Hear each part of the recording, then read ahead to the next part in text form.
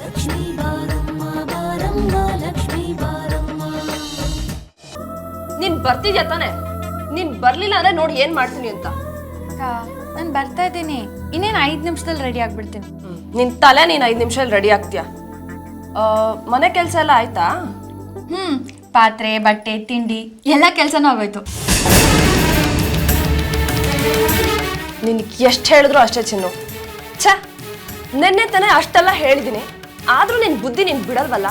ಹೋಗು, ನನ್ನ ಹತ್ರ ಮಾತಾಡ್ಬೇಡ ನೀನು. ಅಕ್ಕ, ನೆನ್ನೆ ತಾನೇ ನಾನು ನಿನ್ಗೆ ಹೇಳ್ದೆ ಅಲ್ವಾ, ನಂಗೆ ಕೆಲಸ ಮಾಡದೆ ಸುಮ್ಮನೆ ಕೂತಿರಕ್ಕಾಗಕ್ಕಿಲ್ಲ. ಆಯ್ತು ಹೋಗು, ಮನೆ ಕೆಲಸ ಮಾಡ್ಕೊಂಡೇ ಇದ್ಬಿಡು. ಹೋಗು, ನನ್ನನ್ನು ಏನೇ ಹಂಗ್ ನೋಡ್ತಿದ್ಯಾ? ಹೋಗು, ಮನೆ ಕೆಲಸ ಮಾಡ್ಕೊಂಡೇ ಇದ್ಬಿಡು. ಅಕ್ಕ, ನೀನು ಸಿಟ್ಟು ಮಾಡ್ಕೊಂಡಿದ್ರೆ ಎಷ್ಟು ಮುದ್ದಾಗಿ ಕಾಣ್ತೀಯ ಗೊತ್ತಾ? ಅದು ಅಲ್ಲದೆ ಸಿಟ್ಟು ಮಾಡ್ಕೊಂಡಂಗೆ ನಾಟಕ ಆಡ್ತಿಲ್ಲ, ಅವಾಗ ಇನ್ನೂ ಚೆನ್ನಾಗಿ ಕಾಣ್ತೀಯ. ಚಿನ್ನು, ಈ ಕಡೆಯಿಂದ ಒಂಥರ ಚೆನ್ನಾಗೇ ಕಾಣ್ತೀಯ. ಇದಕ್ಕೇನ್ ಕಡಿಮೆ ಇಲ್ಲ, ನೀನು ಸಿಟ್ಟಿನೆಲ್ಲ ಹಾಗೆ ಕರಗಿಸ್ಬಿಡ್ತೀಯ. ಅಕ್ಕ, ನೀನು ನಕ್ಕಿದ್ರೆ ಚೆನ್ನಾಗಿ ಕಾಣಕ್ಕಿಲ್ಲ. ಏನಂದೆ ನೀನು?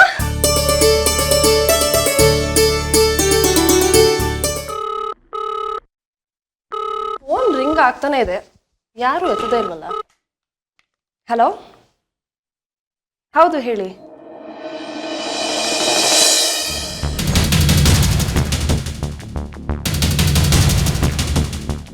ಗೊಂಬೆ ಗೊಂಬೆ ಹೊಡೋಣ.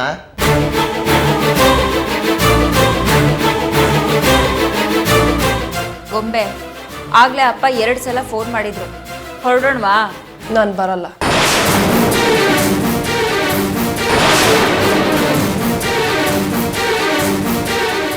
ಬರಲ್ವಾ? ಏನಾಯ್ತಮ್ಮ? ಚಿನ್ನು, ನಿಮ್ಮ ಪಪ್ಪ ಮಮ್ಮಿ ಜೊತೆ ಹೊರಡು. ನನಗೆ ಅರ್ಜೆಂಟ್ ಕೆಲಸ ಇದೆ, ಅದನ್ನು ಮುಗಿಸ್ಕೊಂಡು ನಾನೇ ಬರ್ತೀನಿ. ಏನಂತ ಅರ್ಜೆಂಟ್ ಕೆಲಸ? ಇದಕ್ಕಿಂತ ಮುಖ್ಯವಾದ ಕೆಲಸ ಏನಿದೆ ನಿನಗೆ? ನೀನು ಎಲ್ಲೂ ಹೋಗ್ತಿಲ್ಲ, ನಮ್ಮ ಜೊತೆ ಬರ್ತಿದ್ಯಾ ಅಷ್ಟೇ. ನಾನು ಬರಲ್ಲ ಅಂತ ಹೇಳಿದ್ನಲ್ಲ, ನೀವು ಹೊರಡಿ. ಗೊಂಬೆ, ಕೈಲಾಶ್, ಏನಾಗಿದೆ ಅವಳಿಗೆ? ಯಾಕಮ್ಮ ಗೊಂಬೆ? ನೋಡು, ಅಲ್ಲಿ ನಿನಗೋಸ್ಕರ ಎಲ್ಲರೂ ಕಾಯ್ತಾ ಇರ್ತಾರೆ. ಆ ಕೆಲಸ ಏನೇ ಇದ್ರೂ ಆಮೇಲೆ ಮಾಡ್ಕೋಬಹುದಲ್ವಾ? ನಡಿ ನಮ್ಮ ಜೊತೆ. ನನಗೆ ಮುಖ್ಯವಾದ ಕೆಲಸ ಇದೆ ಅಂತ ಹೇಳಿದ್ನಲ್ಲ. ಅಲ್ಲ ಗೊಂಬೆ, ನನಗೆ ಮುಖ್ಯವಾದ ಕೆಲಸ ಇದೆ ಅಂದೆ. ಸಂದು ಮನೆಗೆ ನಾನೇ ಡೈರೆಕ್ಟ್ ಆಗಿ ಬರ್ತೀನಿ, ನೀವು ಹೊರಡಿ. ಛೇ, ಈ ಮನೆಯಲ್ಲಿ ಯಾವ್ಯಾವಾಗ ಯಾರ್ಯಾರಿಗೆ ಏನೇನಾಗುತ್ತೋ ಎಲ್ಲ ನನ್ನ ಕರ್ಮ. ಹೊರಡೋಣ, ಟೈಮ್ ಆಯ್ತು. ಏನೋ ಮುಖ ನೋಡ್ಕೊಂಡು ನಿಂತಿದ್ಯಲ್ಲ, ಆರತಿ ಮಾಡಿ ನಿನ್ನನ್ನು ಕರಿಬೇಕಾ? ಲಕ್ಷ್ಮೀ ಬಾರಮ್ಮ ಅಂತ. ನಡಿ. ನೋಡಿ, ಮದುವೆ ಅನ್ನೋದು ಒಬ್ಬರೋ ಇಬ್ಬರೋ ಕೂತ್ಕೊಂಡು ನಿರ್ಧಾರ ಮಾಡುವಂಥ ವಿಷಯ ಅಲ್ಲ. ಒಂದು ತುಂಬಿದ ಮನೆಗೆ ಒಬ್ಬಳನ್ನ ಸೊಸೆಯಾಗಿ ಕರ್ಕೊಂಡು ಬರ್ತಾ ಇದ್ದೀವಿ ಅಂತಂದ್ರೆ ಆ ತುಂಬಿದ ಮನೆಯಲ್ಲಿರೋ ಎಲ್ಲ ಸದಸ್ಯರ ಅಭಿಪ್ರಾಯ ತಗೊಳ್ಳೋದು ಅತಿ ಅವಶ್ಯ. ಆ ಮದುವೆ ತಯಾರಿ ಹೇಗೆ ನಡಿಬೇಕು, ಏನು ಮಾಡಬೇಕು ಹೇಳಿ. ನಾನೇನು ಹೇಳಲ್ಲಪ್ಪ, ಆದಷ್ಟು ಬೇಗ ನನ್ನ ಮೊಮ್ಮಗನ ಮದುವೆನ ನನ್ನ ಕಣ್ ತುಂಬ ನೋಡಬೇಕು. ಒಂದು ಮರಿ ಮಗನ ಎತ್ಕೊಂಡು ಆಡಿಸ್ಬೇಕು ಅನ್ನೋ ಆಸೆ. ಮದುವೆ ಬಗ್ಗೆ ಮಾತಾಡಿ ಅಂದ್ರೆ ಮಗು ನಾಮಕರಣದ ಬಗ್ಗೆ ಮಾತಾಡ್ತೀರಲ್ಲ.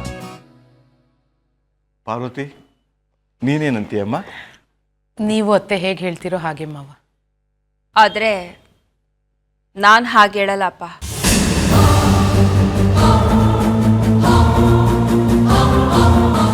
ಈ ಮದುವೆ ನಾನು ಹೇಗೆ ಅನ್ಕೊಂಡಿದ್ದೀನೋ ಹಾಗೆ ನಡಿಬೇಕು.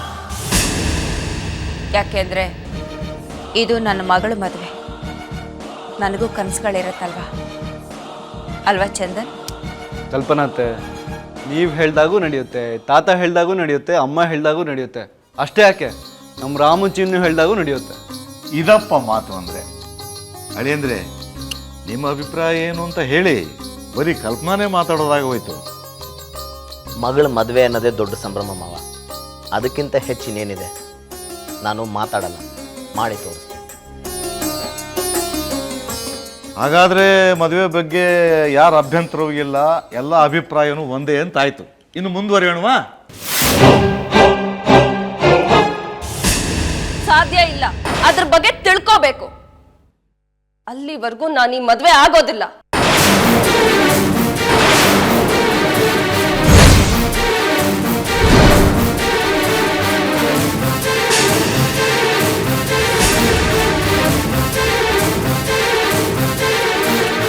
ನನಗೆ ಈ ಮದ್ವೆ ಇಷ್ಟ ಇಲ್ಲ. ಗೊಂಬೆ ಗೊಂಬೆ, ಇದು ತಮಾಷೆ ಮಾಡೋ ಸಮಯ ಅಲ್ಲ ಕಣೆ. ಅಜ್ಜಿ, ನಾನು ಸೀರಿಯಸ್ ಆಗಿ ಹೇಳ್ತಿದ್ದೀನಿ, ತಮಾಷೆ ಮಾಡ್ತಿಲ್ಲ. ಅಂಥದ್ದೇನಾಯ್ತಮ್ಮ ಈಗ?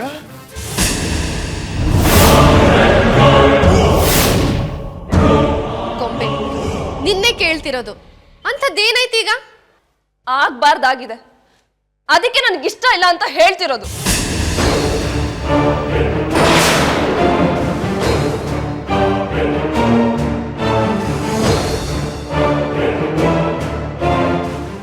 ಗೊಂಬೆ, ಯಾಕಮ್ಮ ಹೀಗೆ ಒಗ್ಗಟ್ಟಾಗಿ ಮಾತಾಡ್ತಾ ಇದೆಯಾ ಮಗಳೇ? ಏನಾಯ್ತು ಅಂತನಾದ್ರೂ ಹೇಳು. ಚಂದು ಜೊತೆ ಏನಾದರೂ ಜಗಳ ಆಡಿದ್ಯಾ? ಚಂದು? ಇಲ್ಲ, ಚಂದು ಜೊತೆ ನನ್ಗೆ ಯಾವ ಜಗಳನೂ ಆಗಿಲ್ಲ. ಮತ್ತಿನ್ನೇನ್ ಪ್ರಾಬ್ಲಮ್ ಗೊಂಬೆ? ನೇರವಾಗಿ ವಿಷಯಕ್ಕೆ ಬಾರಮ್ಮ. ಗೊಂಬೆ, ನಿನ್ ಮಾತು ನಮ್ಮನ್ನೆಲ್ಲ ಕೊಂದಾಗ್ತಿದೆ ಕಣೆ. ಏನಾಯ್ತು ಅಂತ ಹೇಳಿ ಮಗಳೇ. ಏನು ಅಂತ ಹೇಳಿ ಅತ್ತೆ? ಯಾರಿಗೆ ಹೇಳಿ? ಇಲ್ಲಿ ನನ್ನವರು ಅಂತ ಯಾರಿದ್ದಾರೆ? ಎಲ್ಲರೂ ಮೋಸ ಮಾಡ್ತಾರೆ.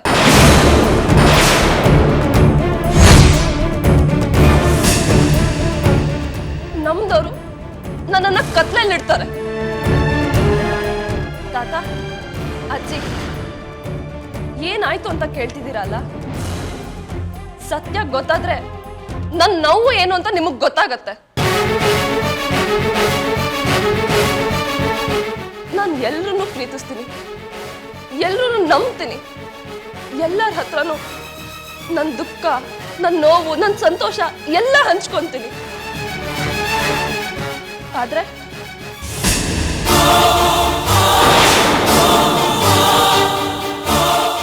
ನಾನು ನಮ್ದವ್ರು ಮಾತ್ರ ಅವ್ರ ದುಃಖ, ಅವ್ರ ಸಂತೋಷ, ನೋವು ಏನೂ ಹಂಚ್ಕೊಳ್ಳೋದಿಲ್ಲ. ಎಲ್ರೂ ನನ್ನನ್ನ ಕತ್ಲಲ್ಲಿಡ್ತಿದ್ದಾರೆ ತಾತ. ಯಾರು ನನ್ನನ್ನ ತಮ್ಮೋಳು ಅಂತ ಅನ್ಕೊಂತಾನೆ ಇಲ್ಲ. ನಾನು ಯಾರಿಗೂ ಬೇಕಾಗಿಲ್ಲ, ಯಾರಿಗೂ ನನ್ನ ಮೇಲೆ ನಂಬಿಕೆ ಇಲ್ಲ. ಎಲ್ರೂ ಗೊಂಬೆ ಗೊಂಬೆ ಅಂತ ಕರೆದು ನನ್ನನ್ನ ಆಟದ ಗೊಂಬೆ ತರ ಮಾಡ್ಕೊಂಡ್ಬಿಟ್ಟಿದ್ದೀರಾ.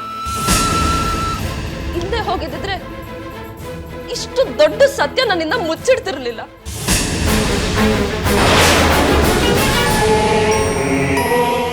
ಯಾರ ಭಾವನೆನೂ ನನಗೆ ಗೊತ್ತಾಗ್ತಿಲ್ಲ, ಯಾರ ಆಸೆ ಕನಸು ನನಗೆ ಅರ್ಥನೇ ಆಗ್ತಿಲ್ಲ. ನನ್ನ ಹತ್ರ ಹೇಳ್ಕೊಂಡ್ರೆ ತಾನೇ ಅರ್ಥ ಆಗೋದು. ನನಗೂ ಒಳ್ಳೆ ಹೃದಯ ಇದೆ ಅಂತ ನಿಮ್ಗೆ ಯಾರಿಗೂ ಅರ್ಥನೇ ಆಗ್ತಿಲ್ವಾ?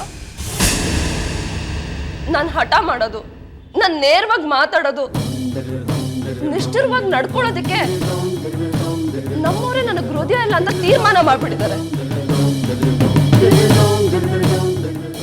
ಆದ್ರೆ ಸತ್ಯನ ಜಾಸ್ತಿ ದಿನ ಮುಚ್ಚಿಡೋದಿಕ್ಕಾಗಲ್ಲ. ಅದೇನ್ ಸತ್ಯ ಹೇಳು ಅಂತಾನೆ ಎಲ್ರೂ ಬಡ್ಕೊತಿರೋದು. ಅದೇನ್ ಹೇಳು ಗೊಂಬೆ? ಹೇಳ್ತೀನಿ.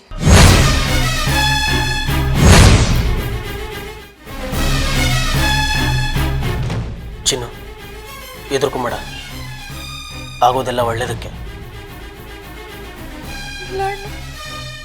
ಗೊಂಬೆ ಅಕ್ಕಂಗೆ ಎಲ್ಲ ಗೊತ್ತಾದಂಗದೆ.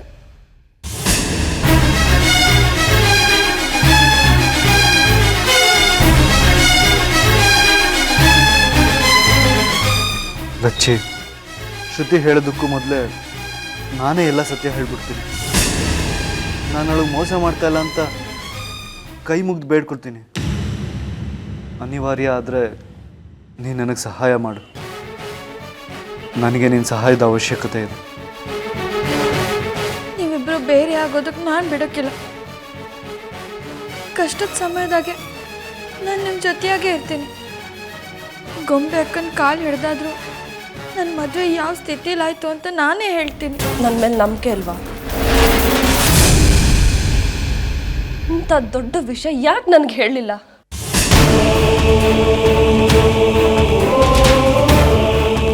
ಒಂದು ಮಾತು ಹೀಗಿದೆ ಅಂತ ಹೇಳಿದಿದ್ರೆ ಈ ಮದ್ವೆ ಮಾತೆ ನಡೆಯೋದಕ್ಕೆ ಬಿಡ್ತಿರ್ಲಿಲ್ಲ.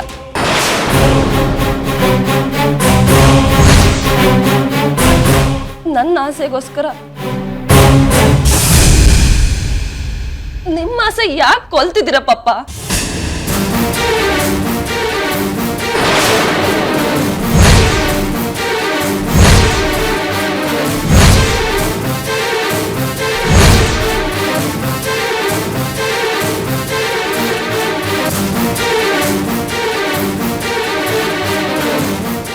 ಹೇಳಿ ಪಪ್ಪ, ಯಾಕಿಂತ ದೊಡ್ಡ ವಿಷಯ ನನ್ನಿಂದ ಮುಚ್ಚಿಟ್ರಿ?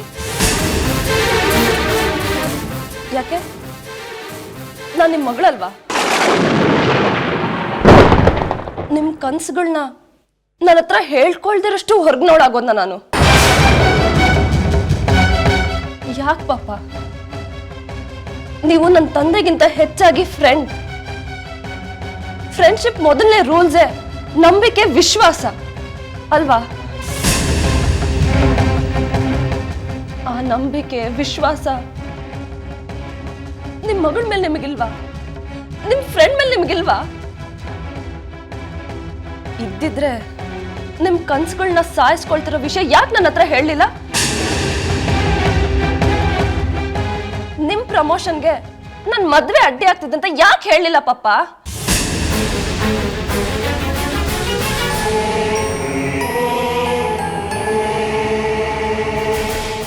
ನಿಮ್ಮ 30 ವರ್ಷದ ಕನಸು ನನ್ಸಾಗೋದಕ್ಕೆ ನನ್ನ ಜೀವನದ 3 ತಿಂಗಳು ಅಡ್ಡಿ ಆಗ್ತಿದೆ ಅಂತ ಒಂದು ಮಾತು ಹೇಳ್ಬೋದಾಗಿತ್ತಲ್ವ ಪಪ್ಪ?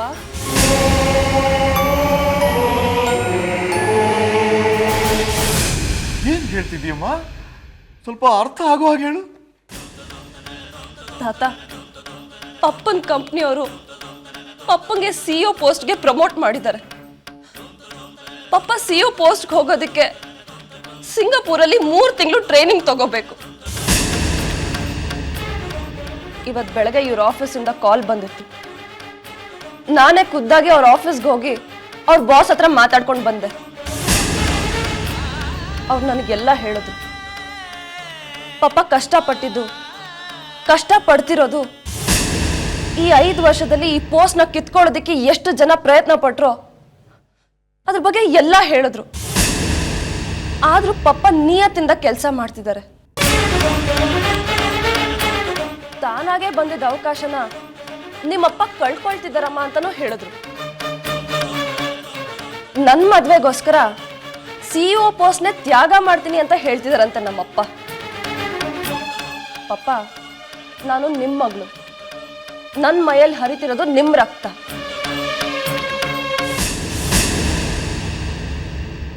ನನ್ನ ಮದ್ವೆಯಿಂದ ನಿಮ್ಮ ಕನಸುಗಳಿಗೆ ಅಡ್ಡಿ ಆಗ್ತಿದೆ ಅಂದ್ರೆ ನನಗೆ ಈ ಮದ್ವೆನೇ ಬೇಡ.